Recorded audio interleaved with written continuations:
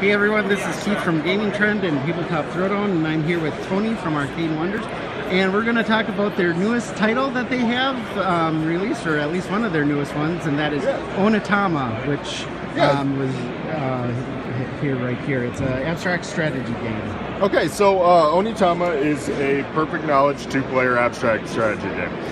That is not very exciting, but once you see how the game is played, you see what actually happens. So what I'm going to do is there are 16 different cards with different moves. I'm going to shuffle them and deal out 5 total cards. 2 go to each player, and then 1 goes in the center. Now, if you look at the little icon at the bottom right, you will see this is red. If it were blue, blue team would be going first. In this case, the red team is going first. So when you look at Onitama, the object of the game is to capture your opponent's master or move your master to their shrine. Those are the 2 win conditions.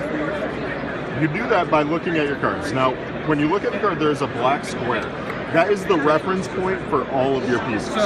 So, for example, if this piece was here, and you were looking at Rooster, it could move here, here, here, here. It could move to any of those spaces based on the reference point. So, if, for example, this piece was here, you could capture it, and then when a piece is captured, it goes off the board.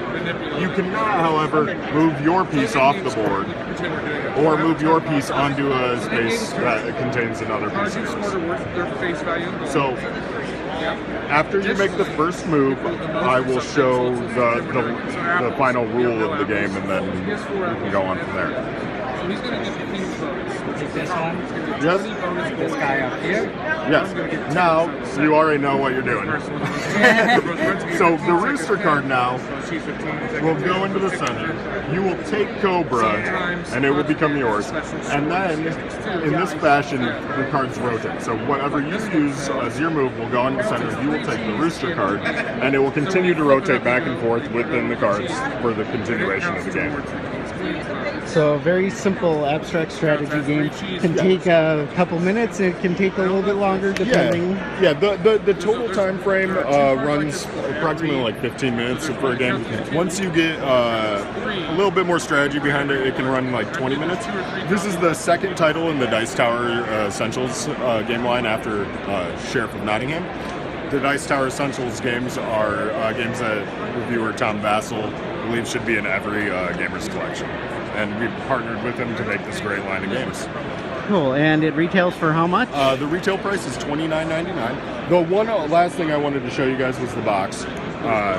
It's a highly portable box, but the thing I really love about it is it's designed in a fashion that there is a bay for every single piece. So you have every single piece has a slot. The mat actually rolls up and fits in the top like a scroll. And essentially, we're really proud of the production value of the game overall.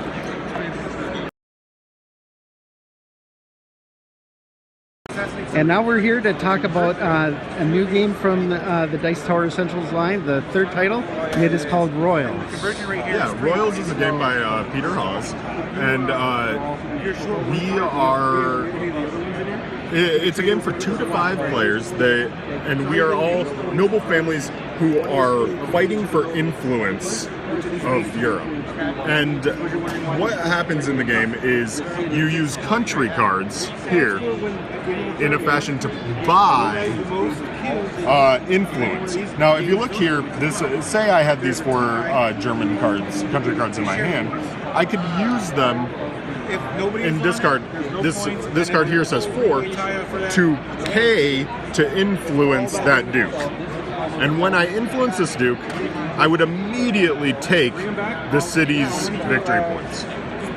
So what you're doing in Royals is amassing victory points in a number of different fashions.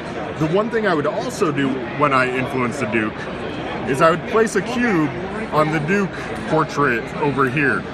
Now, what you see here is these are points that are gained at the end of the game, and they have 4, 6, 8, 10, 12, 14, 16 victory points up to the king.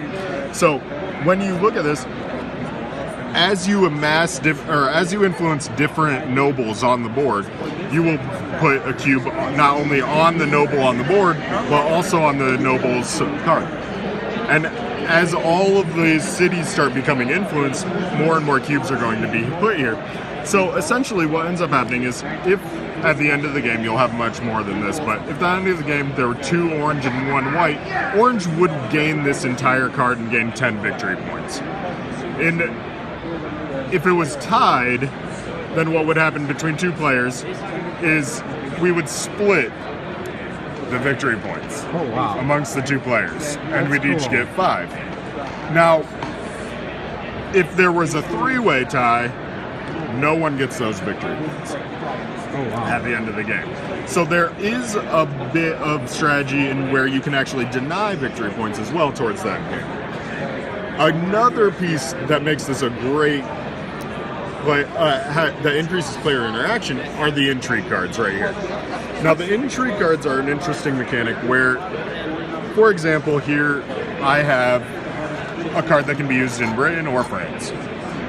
Say I had the Marshal of Bordeaux, and you really didn't want me to have that Marshal. And let's say you had one French card and an intrigue card in your hand. You could pay the 1 card cost and play an intrigue card to remove my Marshal from office, and he would be placed in the cemetery, and your Marshal would be inserted into that city. So in this fashion, you can bump different people out of office and put your nobles in those positions. And doing so increases your influence through the ages. Now, the game is played over 3 ages, and those are right here on the board. And the player with the most influence in the country for the age gains the greater country bonus. The person with the second most gains the secondary country bonus. And you'll notice these are rather hefty point values when you come across. So being the most influential in a country is a pretty big deal in the game. So the only one I haven't, of the markers that you see here that I haven't explained, is the country marker here. So there's city and country. So once if you have all of the cities occupied, it doesn't have to be both nobles, but if you have 1 cube in every single city in a country, you gain the first marker if it's available. Otherwise, you'd gain the second if it's available. And I also forgot to mention these ones, where 16, 12, and 8, the first person to get 1 of every single different type of noble influenced gains the 16. So there are a variety of different strategies. You can focus on a particular countries. You can focus on trying to maintain a couple countries. You can focus on trying to maintain different types of nobles, like go for the most kings. The big thing about the king is that it costs 8 cards to influence the king of any of the countries. Like Paris, it costs 8 cards to influence him.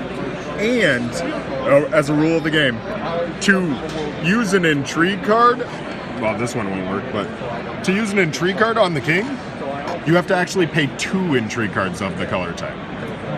So it's a pretty hefty cost, because on your turn, you draw 3 cards. You can choose 3 country cards, so you could choose, like, I'm going to pick this one and 2 off the top. Or you could be like, I'm going to take all these 3 cards. But if you want an intrigue card, you can only take 1 other card. So you're sacrificing the ability to influence to bump someone off of an existing space. So the game's 2 to 5 players. It runs approximately 60 minutes once each players are familiar with the game. And each of the ages go, and essentially you have a dynamic where a little bit of point salad where you have a bunch of different victory points available that you can grab and move forward. But Also, it has a very interactive feel because you can influence what your opponents are doing and what directly influence. Just because someone has something, it doesn't mean that they have it for the forever. Yes, and that's what we really love about Royals is that it brings a little bit more meat than like a very light Euro, but it still has it's easy to learn. A light, easy to learn, easy to pick up feel for it. Cool, and that retails for how much? Royals is $49.99. I don't know if I mentioned it already, but we have a limited number here at Origins, and then we're looking at a release at the end of July, early August, and it will be available for Gen Con as well. Very cool. So, hey, thank you. And finally, we have some new expansions for Mage Wars Academy, the fast-playing card game that we have that has no map. Yes, so Academy, like Keith said, is a streamlined version of our Mage Wars flagship game. So essentially, it takes the big, bulky, like meaty strategy of the zones and moving cards and condenses it to have the same loved mechanic of the spell books, but on a card-only single zone play cards from your spell book game. So if you're not familiar with Mage Wars or Mage Wars Academy, the key mechanic that I mentioned is spell books. So you don't have a deck of cards. You construct your spell book, and then at any time you can play whatever card you want, as long as you have the mana resource for it. So essentially you go through the book, and if you are in a position as a wizard where you need a lightning bolt, you go to your lightning bolt spell and you play your lightning bolt spell. There's no luck of the draw, no getting unable to play the cards that you need at any given time. But the thing with the Academy is that the core set comes with a Beastmaster and a Wizard, spell books. It comes with 2 binders, which are similar to these. They're not of this design, but they come with the binders in the box to build your spell book, put the cards right in your spell binders.